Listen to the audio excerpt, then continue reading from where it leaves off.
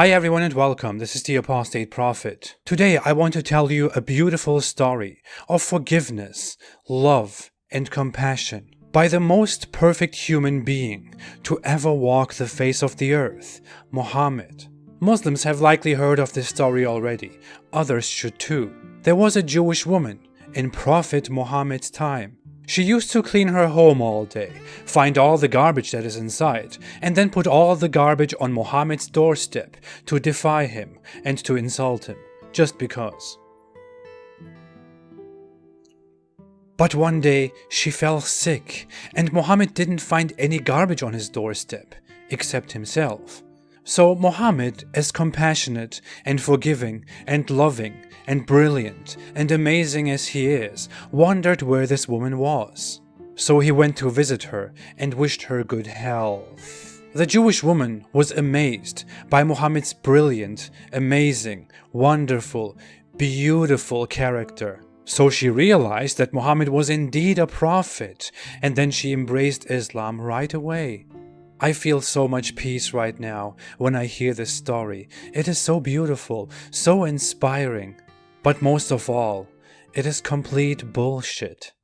The story, as I just told it, is a very, very popular story. It's a very well-known story, especially among those we call moderate Muslims. I heard of this when I was a Muslim. You can even see this online when you see claims, factual statements about Islam being violent. You see that some Muslims copy-paste this story to show how beautiful, how amazing, how brilliant, how forgiving Muhammad was. If you're a Muslim, you have probably heard of this story, and you probably believe this story to be true. But it isn't. It doesn't exist. There is no such story in the biographies or the hadiths, the fundamental narrations, and definitely not in the Quran.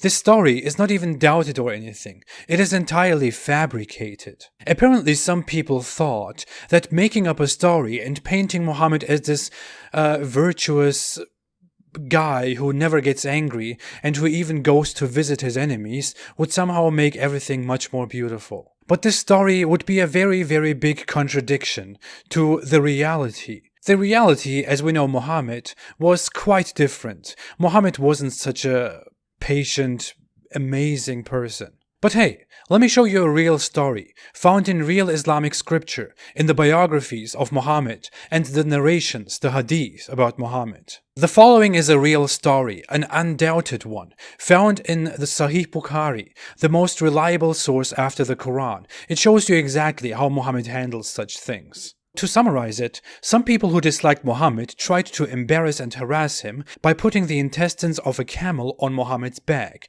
while he was praying. Muhammad didn't break his prayer, but once his daughter removed the intestines and Muhammad finished his prayer, he prayed to Allah to punish the entire Quraysh tribe, the polytheists, for this action undertaken by a few individuals. In another narration, he says, "Take revenge instead of punish." Then he cites the names of those involved and repeats his prayer to Allah to punish these people. And the person who narrates this incident then goes on saying that all of those counted by Muhammad were found dead after the Battle of Badr, so they were punished. To make it even clearer, some people harassed Muhammad. Muhammad asked Allah to punish them for that, and Allah killed those people, or made them painfully die, for harassing Muhammad upon Muhammad's prayer. This is Muhammad, and this is Allah. Sounds nothing like the story at the beginning, right? For a virtuous prophet, the most perfect human, Muhammad seems to have a pretty harsh temper. I have no doubt that Muhammad would have killed these people immediately if this incident had occurred at a later time, where Muhammad had power. At this time, he was still a guy who was rejected by the vast majority of his people. When Muhammad became more powerful, he was anything but forgiving in the face of criticism and insults and harassments, whatever. In fact, let's go into the most reliable biography about Muhammad, The Life of Muhammad by Ibn Ishaq. On page 675 and 676, it says that a man, known as Abu Afaq, expressed his disaffection when Muhammad killed someone for retaliation. Abu Afaq wrote a poem criticizing Muhammad. The poem goes as translated, "Long have I lived, but never have I seen an assembly or collection of people more faithful to their undertaking and their allies when called upon, than the sons of Kaila when they assembled. Sons of Kayla refers to two tribes that meanwhile submitted to Muhammad.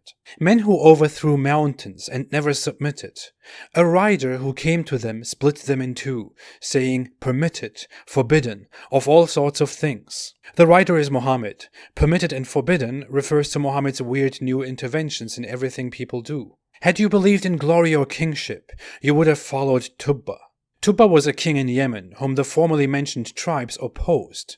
Abu Afaq mentions Tubba here because of the irony that the tribes resisted King Tubba, who had a great reputation and a lot of power, but then submitted so easily to Muhammad, who is unjust, invasive, and an outsider. When Muhammad heard of this poem, he wasn't pleased at all.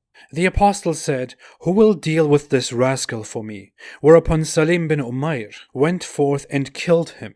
An interesting detail here is that this man who was killed, who wrote the poem, Abu Afaq, was reportedly, according to the same sources, a man who was 120 years old, an old man at the end of his life. This man was sick and sad about how the people submit to Muhammad, to his outlandish, weird teachings, to his arbitrary orders. He was killed upon the orders of Muhammad for criticizing Muhammad, for criticizing people for submitting to him.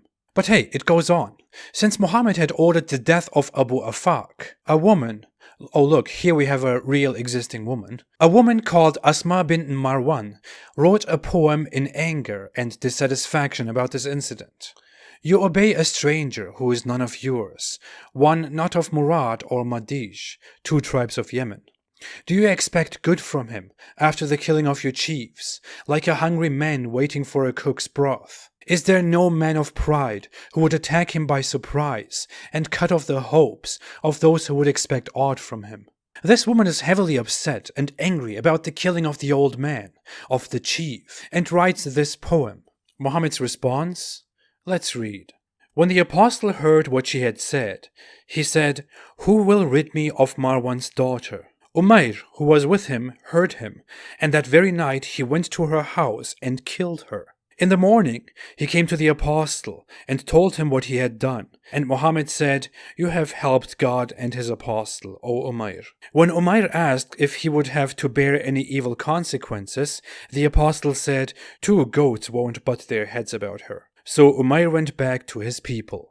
So Muhammad thanked his follower, his minion, for killing the woman as well, and said there wouldn't be any consequences, because it was in the service of Allah and the Prophet. Ibn Ishaq, the author of the biography, even goes on from here, saying that after this, the people of the affected tribe started to fear Islam and see the power of Islam, and that afterward, these people started becoming Muslims and submitting to Islam. The biography blatantly states that Islam spread here by fear, by terror. This is the real Islam. This is what really happens in Islam. People can make up sweet, lovely stories about Muhammad all they want. Fundamentalist Muslims, real Muslims, revivalist Muslims, most Muslims will keep preserving and upholding the real face of Islam, which is fear, death, blood, destruction, oppression. And as long as that is kept up, we all have a problem that we all need to see. By the way, I recommend everyone to read this book. This is one of the fundamental scriptures of Islam, the biography of Muhammad, a very early one. And if you read this, you will learn the truth about Islam, about Muhammad. It won't be sugar-coated. You will see that it's terrifying. Thanks for watching. My videos are mostly not monetized. If you want to support me and my cause, you can support me on Patreon and on apostateprofit.com. Thank you all for your contributions. I will be back soon again with another video. Have a great, wonderful day and stay away from Islam.